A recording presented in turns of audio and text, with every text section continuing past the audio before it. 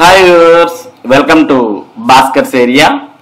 AP mega DSC 2025కు సంబంధించి final selection list రేపు అనగా సెప్టెంబర్ 15వ తేదీన విడుదల చేయాలని ప్రభుత్వం భావించింది. అలాగే ఈ నెల 19వ తేదీన మరి నియామక పత్రాలు కూడా అందించాలని ప్రభుత్వం అన్ని ఏర్పాట్లు చేస్తున్నటువంటి ఈ తరుణంలో మరి కోర్టు కేసు తీర్పు అనేది రావడం జరిగింది. ఎవరైతే అభ్యర్థులు మరి అప్లై చేసేటప్పుడు పోస్ట్ ప్రిఫరెన్స్ లో పొరపాటున మరి ఎస్జిటి మొదటగా పెట్టి తర్వాత స్కూల్ అసిస్టెంట్ పెట్టారో అటువంటి అభ్యర్థులంతా కూడా ఆంధ్రప్రదేశ్ హైకోర్టును ఆశ్రయించడం జరిగింది. మరి ఆంధ్రప్రదేశ్ హైకోర్టు వాదోపవాదాలన్నీ కూడా విన్న తర్వాత మరి ప్రభుత్వం ఏదైతే పేర్కొందో మొదటి ప్రిఫరెన్సే ఫైనల్ అని ప్రభుత్వం ఏదైతే పేర్కొందో దాన్ని ఖండిస్తూ మరి ఎవరైతే అభ్యర్థులు మరి స్కూల్ అసిస్టెంట్ పోస్ట్ ను తర్వాత ప్రిఫరెన్స్ గా పెట్టారో అటువంటి అభ్యర్థులకు మరి ప్రాధాన్యం ఇవ్వాలని, వారికి స్కూల్ అసిస్టెంట్ పోస్ట్ కే వారిని కన్సిడర్ చేయాలంటూ కోర్టు తీర్పు అనేది ఇవ్వడం జరిగింది. కాబట్టి మరి ఇప్పటికే ఏవైతే సెలక్షన్ లిస్టులు తయారయ్యాయో వాటిలో మార్పులు చోటు చేసుకునే అవకాశం ఉంది. కాబట్టి మరి ప్రభుత్వం ఏదైతే అభ్యర్థులు ఎస్జిటికి మొదటి ప్రిఫరెన్స్ ఇచ్చినప్పటికీ స్కూల్ అసిస్టెంట్ పోస్ట్ కూడా సెలెక్ట్ అయ్యారో అటువంటి వారి యొక్క పేర్లు అనేవి మార్చాల్సిన అవసరం ఏర్పడింది. కాబట్టి ఎస్జిటికి ఎంపికైనటువంటి ఆ అభ్యర్థులను స్కూల్ అసిస్టెంట్ పోస్టులకు పంపాల్సిన అవసరం కోర్టు తీర్పు ద్వారా ఏర్పడింది. కాబట్టి మరి స్కూల్ అసిస్టెంట్ పోస్టులకు వారు ఎంపికైతే మరి వారి స్థానంలో ఎస్జిటి ఎవరైతే ఎంపికయ్యారో మరి వారి స్థానంలో తదుపరి వారిని ఎంపిక చేయాల్సిన అవసరం ఏర్పడుతుంది. అలాగే స్కూల్ అసిస్టెంట్ లో ఏదైతే మరి వీరు ఎంపిక అవ్వడం ద్వారా వారి కింద ఉన్నటువంటి అభ్యర్థులు ఎంపికయ్యారో అటువంటి వారు అవకాశాన్ని కోల్పోయే అవకాశాలు కూడా ఉన్నాయి.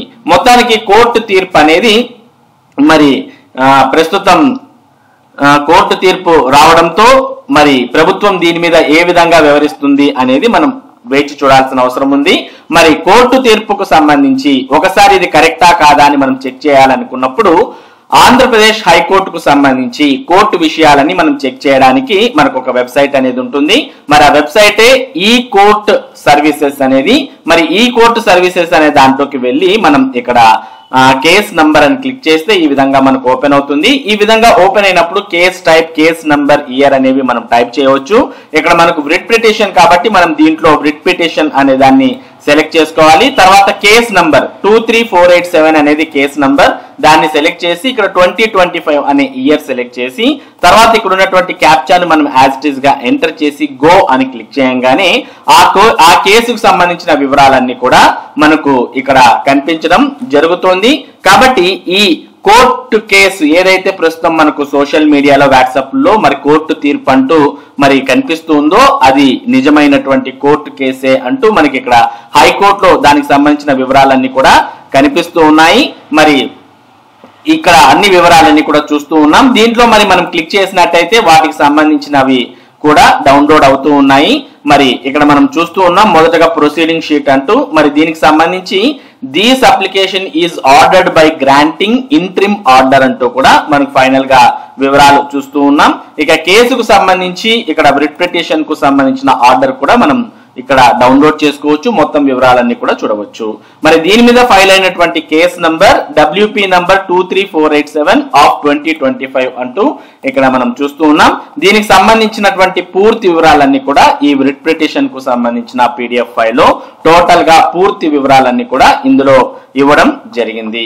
మరి ఇక్కడ కోర్టు దీని గురించి చర్చిస్తూ ఏమన్నది అనే వివరాలు మనం టూకీగా ఒకసారి బ్రీఫ్ గా చూసినట్టయితే ఇక్కడ ఆ వివరాలన్నీ కూడా మనం ఆ PDF లో ఉన్నటువంటి వివరాలన్నీ కూడా క్షుణ్ణంగా ఇక్కడ చెప్తూ ఉన్నాం. DSC 2025 court case. పిటిషనర్లు స్కూల్ అసిస్టెంట్ మరియు సెకండరీ గ్రేడ్ టీచర్ 2 పోస్టులకు దరఖాస్తు చేసుకున్నారు.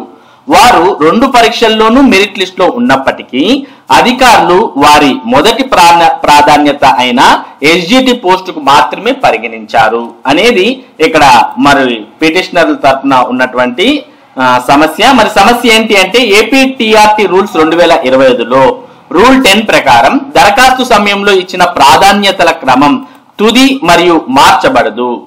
ఎస్జిటిని మొదటి ప్రాధాన్యతగా ఎంచుకున్న వారు స్కూల్ అసిస్టెంట్ పోస్టుకు పరిగణింపబడరు అనేది ఇక్కడ సమస్య. మరి ఎస్జిటి పోస్టుకు కొద్దిమంది అభ్యర్థులు సెలెక్ట్ అయ్యారు, అలాగే స్కూల్ అసిస్టెంట్ పోస్టుకు కూడా అభ్యర్థులు సెలెక్ట్ అయ్యారు. మామూలుగా న్యాయ ప్రకారం అయితే వారిని స్కూల్ అసిస్టెంట్ పోస్టుకు ఎంపిక చేయాలి. కానీ ప్రభుత్వం అప్లై చేసేటప్పుడు మీరు ఎస్జిటికే మొదటి ప్రిఫరెన్స్ ఇచ్చారు కాబట్టి స్కూల్ అసిస్టెంట్ పోస్ట్ అనేది మీకు ఇవ్వడం కుదరదు, మీరు ఎస్జిటి పోస్టుకే మిమ్మల్ని ఎంపిక చేయడం జరుగుతుంది అంటూ మరి ప్రభుత్వం పేర్కొనడంతో ఇక్కడ ఈ సమస్య అనేది ఉత్పన్నం అయింది. మామూలుగా మనం చూస్తూ ఉంటాం, ఎస్జిటిగా పనిచేస్తున్నటువంటి టీచర్ ఎన్ని సంవత్సరాలు అయినా కూడా స్కూల్ అసిస్టెంట్ గా ప్రమోషన్ పొందడం చాలా కష్టం. దాదాపుగా 10 సంవత్సరాలుగా చేస్తున్న వారికి కూడా స్కూల్ అసిస్టెంట్ ప్రమోషన్స్ రాకుండా చేస్తూ ఉన్నారు. మరి అటువంటి కీలకమైనటువంటి స్కూల్ అసిస్టెంట్ పోస్టుకు ఎంపికైనా మరి వారికి ఇక్కడ అవకాశం అనేది లభించడం లేదు ప్రభుత్వం ఇచ్చినటువంటి రూల్స్ ప్రకారం. మరి దీని మీద ఆ అభ్యర్థులు ఎవరైతే స్కూల్ అసిస్టెంట్ కు మరి సెలెక్ట్ అయ్యారో ఎస్జిటికి మొదటి ప్రిఫరెన్స్ ఇస్తూ అటువంటి వారంతా కూడా కోర్టును ఆశ్రయించారు. మరి దీని మీద వాదోపవాదాలన్నీ విన్న కోర్టు తీర్పు ఏమని ఇచ్చింది అనేది కూడా ఇక్కడ మనం చూస్తూ ఉన్నాం. కోర్టు తీర్పు న్యాయమూర్తి న్యాయపతి విజయ్ పిటిషనర్ల పక్షాన తీర్పు ఇచ్చారు.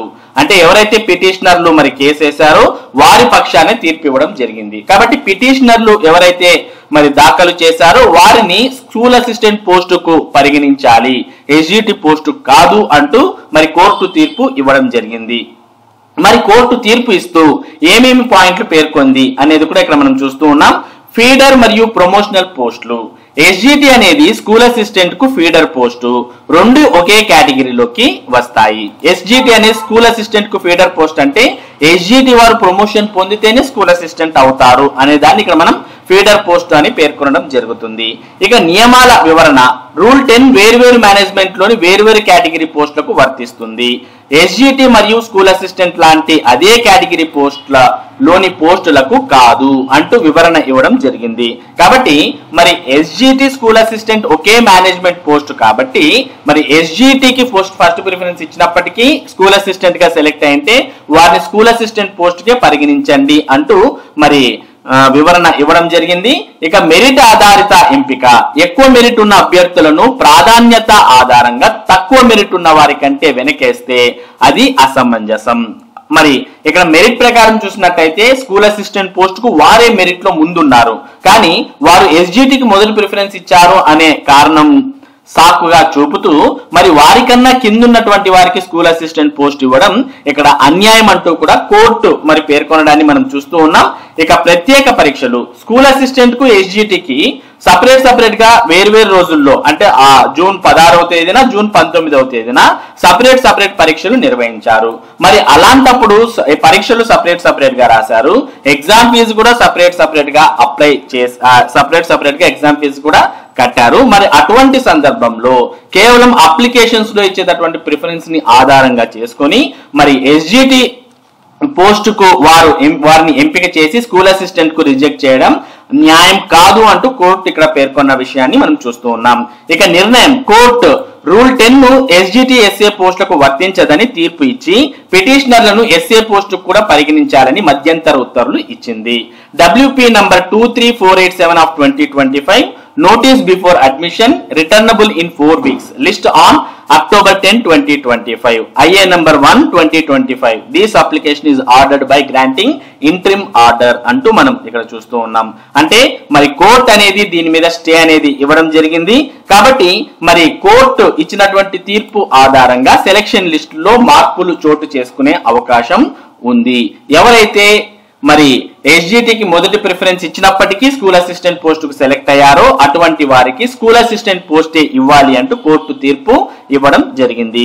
ఇది ఏపీ హైకోర్టు ఇచ్చినటువంటి తీర్పుకు సంబంధించినటువంటి పూర్తి సమాచారం. ఇటువంటి ముఖ్యమైన సమాచారం టెట్ మరియు డిఎస్సికి సంబంధించిన పూర్తి వివరాలను భాస్కర్స్ ఏరియా మీకు అందిస్తూ ఉంటుంది. మరి ఈ సమాచారం మీరు మిస్ కాకుండా పొందడానికి మన భాస్కర్స్ ఏరియా యూట్యూబ్ ఛానల్ కు సబ్స్క్రైబ్ అవ్వండి. అలాగే ఈ వీడియోని లైక్ చేసి షేర్ చేయండి. Thank you for watching this video.